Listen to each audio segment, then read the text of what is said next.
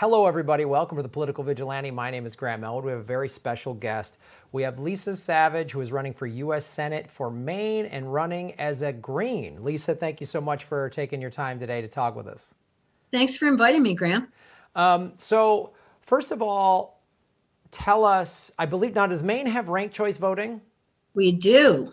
Oh. And that is a game changer. So that's big. So explain that and who you're running against and how that platform can help us get an actual Green in the Senate.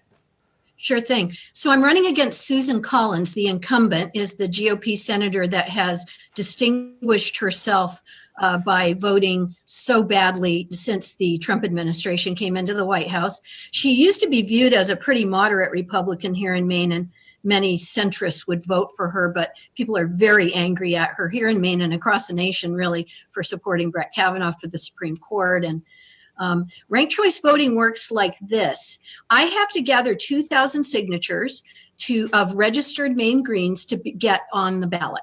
And so does the Democrat, whoever the Democrats will be that will be running, and so do all the candidates. It's difficult as a Green because they all have to collect 2,000 signatures, and so do I. There are 43,000 registered Maine Greens, so there are 2,000 of them certainly.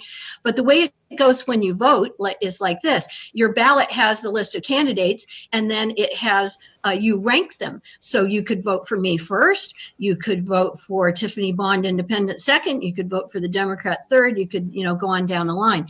If a candidate gets 51% of the votes, then the election is over and ranked choice voting doesn't really kick in. But if no one gets 51%, then they go to the person who got the fewest votes, they cross that name off the list, and they look at the people that picked that candidate first. Who did they pick for their second choice? Those votes are then transferred to the other candidates. Now, did anyone get 51%? If the answer is still no, they do another round, cross off the next lowest name until someone has 51%.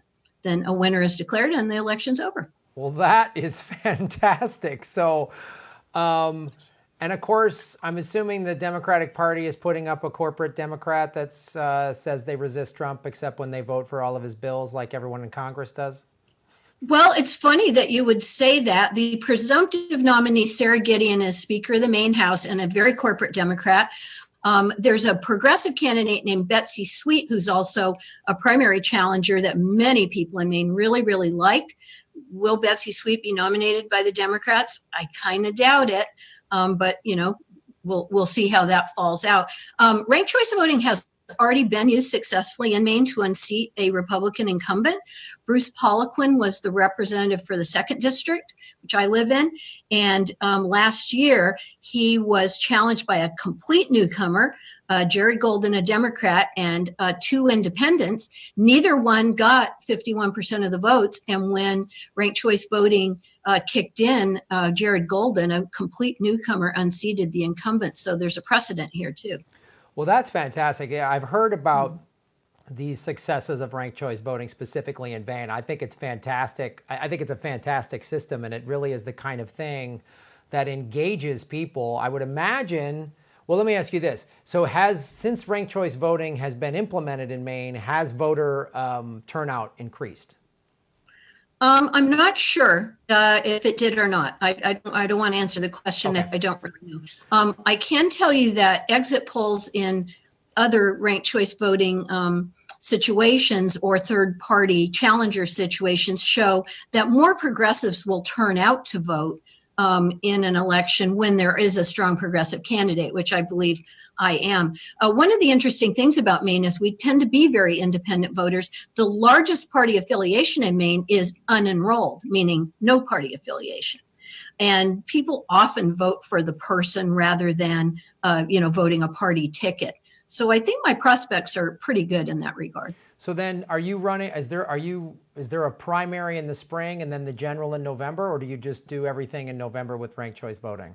There's a primary in June, but because there's no other Green candidate running, it would be an unchallenged primary, but yes, the primary for this race is in June. Okay, so they don't have like open primaries necessarily in Maine. No, we don't have open primaries. Okay, so let me ask you this now. So you're on your website, lisaformaine.org. It says "People, Planet, and Peace." Tell us, because getting in the Senate would be a huge deal, right? So tell us what your platforms are, and if you do get into the Senate, how you're going to implement them, knowing that the Democratic Party is probably going to try to block you even more than the Republicans. Sure. It's a great question. Well, I am currently a public school teacher in a very poor rural part of Maine. I have been for 25 years. I'm still working as a teacher now. So right now I have 2 full-time jobs. That's really fun.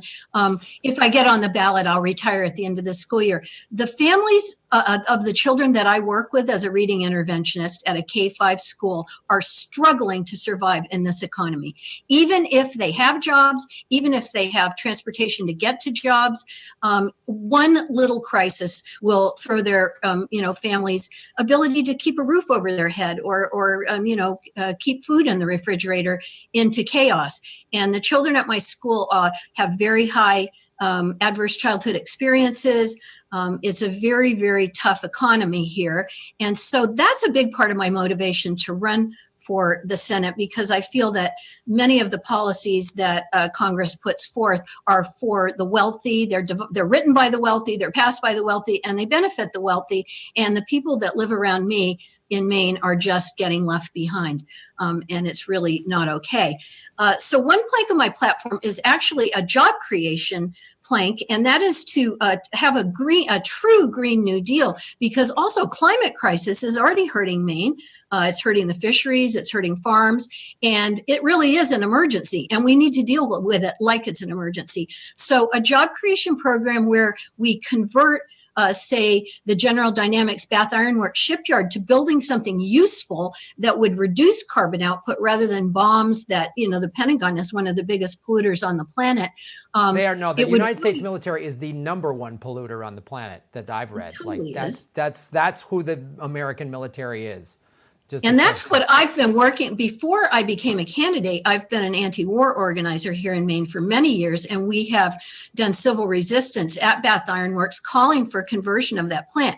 Now, our congressional delegation, which is an independent, a Republican, and a couple of Democrats always go, jobs. We can't do that because we need the jobs. And Maine does indeed need the jobs, and that is indeed the biggest employer.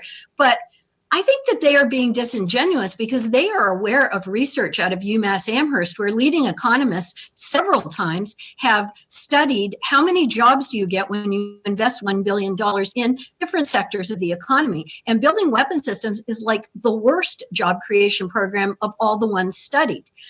Building green energy systems such as solar panels or commuter rail would produce at least 50% more jobs. So instead of having 5,000 jobs, you'd have 7,500 jobs. And these are good union jobs, full-time with benefits, that you can actually support a family on. So the Green New Deal for me and conversion of the military machine is a win-win-win for the climate, for the economy, and, for our souls as Americans who basically export violence to the rest of the world constantly.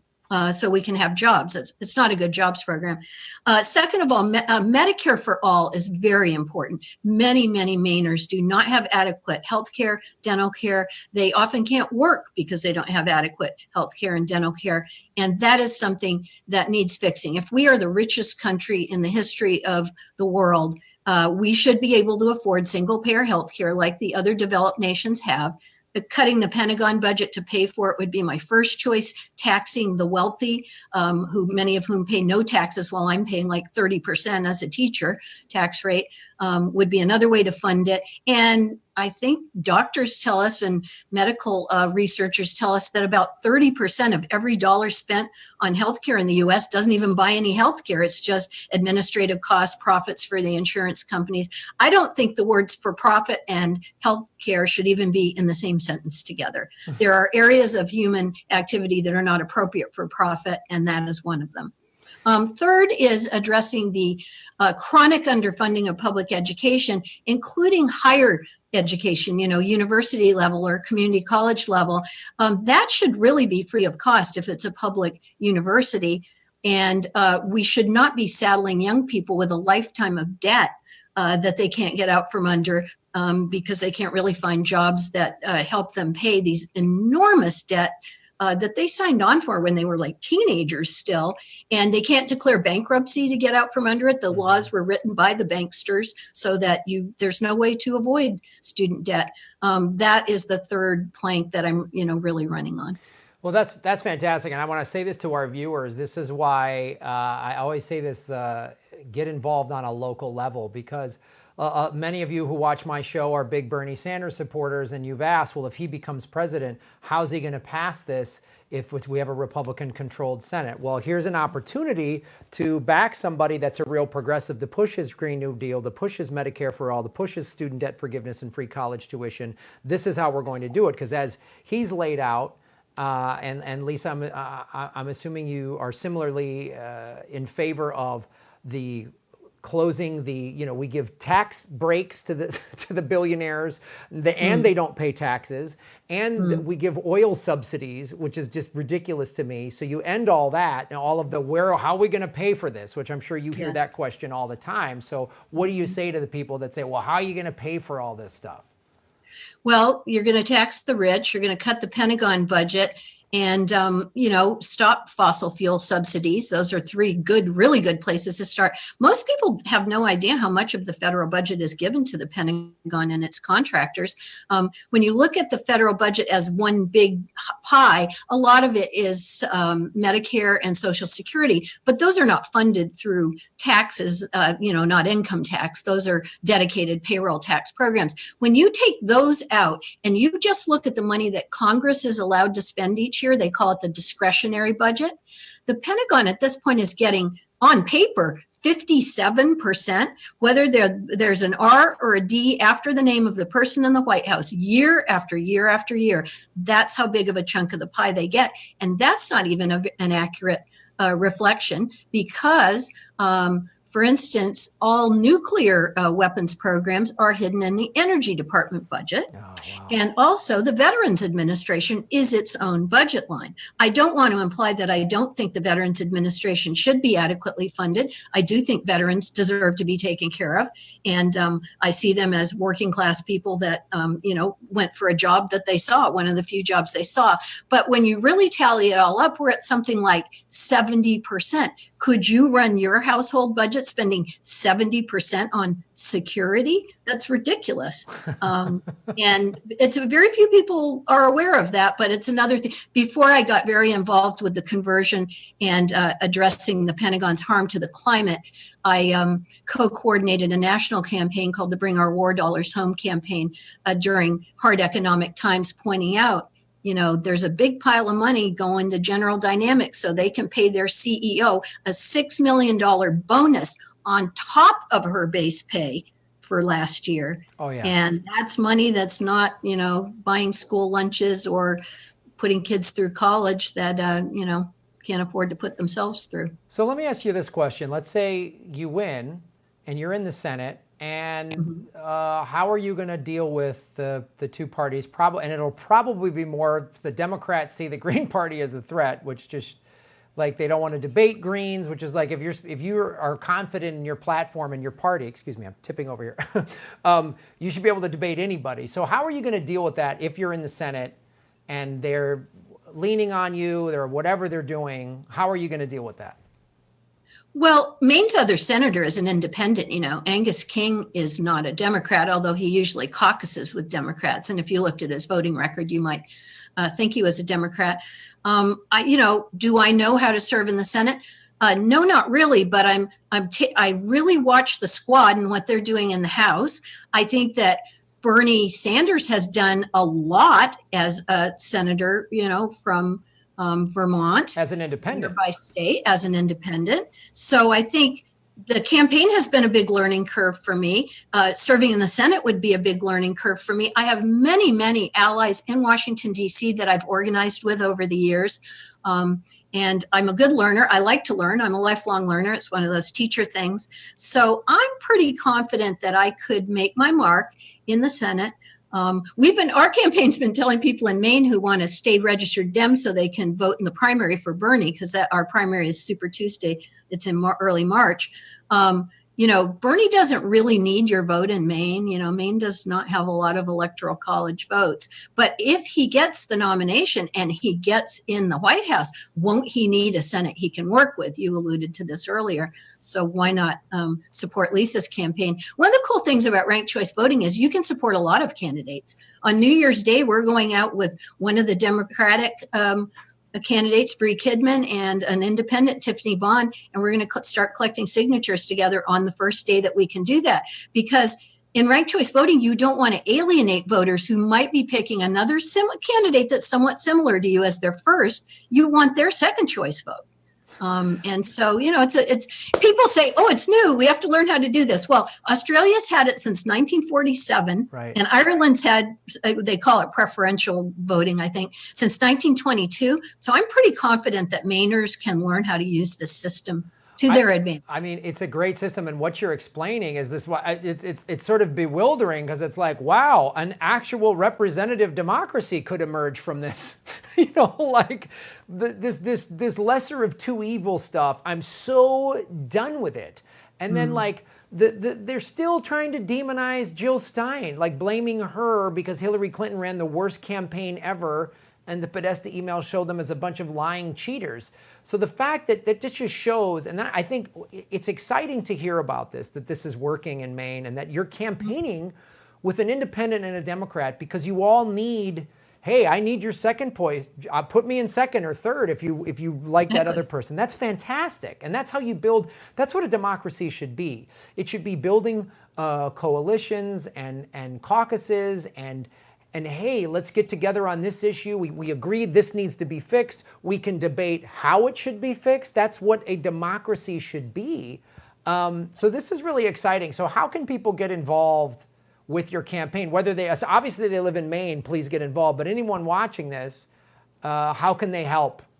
Well, we don't qualify for the Clean Elections Fund in Maine. We do have clean elections in Maine, but this office does not qualify. So we can always use donations to do the work. Right now, we're working on that ballot access.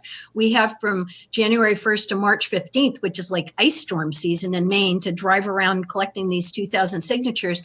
So donations will really help us do that. And you can make donations through my website. It's Lisa4, spelled out F-O-R, Maine, MAINE.org. And so donations are very welcome. You can also volunteer, even if you're not in Maine. You could help us with phone banking. I can not really express how much gratitude I have for the outpouring of support from the Green Party across the country. People have really turned out to say, this is so exciting.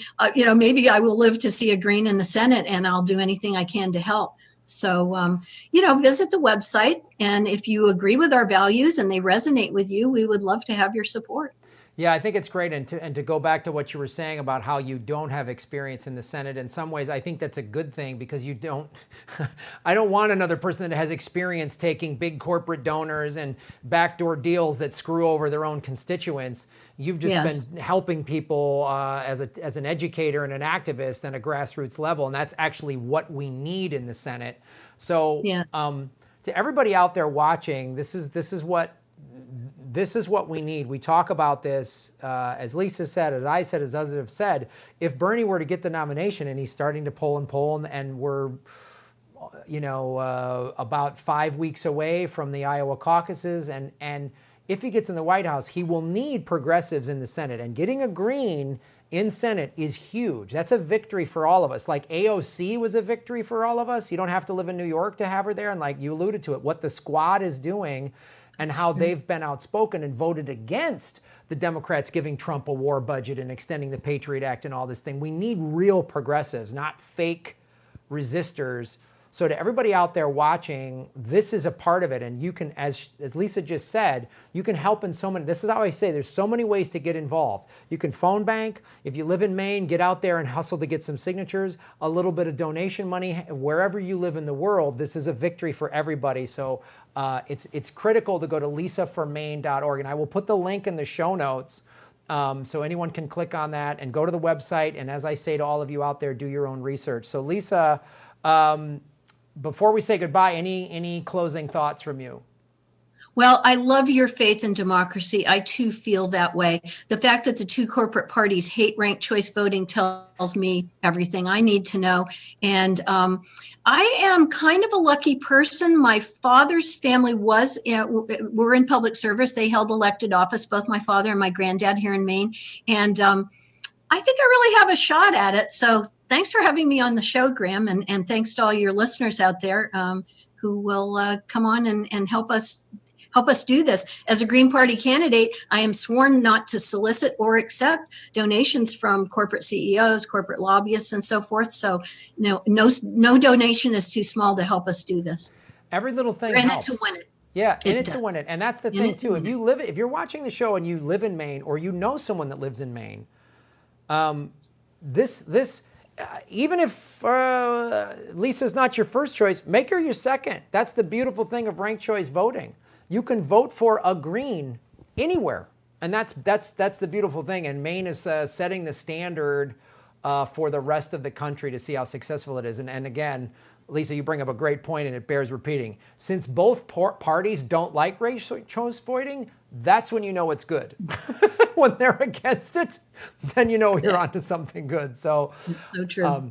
Lisa, thank you so much for your time. Again, to all the viewers out there, go to lisaformaine.org. The link is in the show notes. Like, share, and subscribe this video on all of your social media, to all your friends and family, especially if you have friends and family living in Maine. This is a great way to get involved and evoke real change. AOC backing Bernie. This is like, we're starting to see some momentum. We're starting to see some change. Hillary Clinton imploding. All this stuff is good for all of us progressives. Lisa, thank you so much for taking time today, and good luck with everything. Thanks a lot.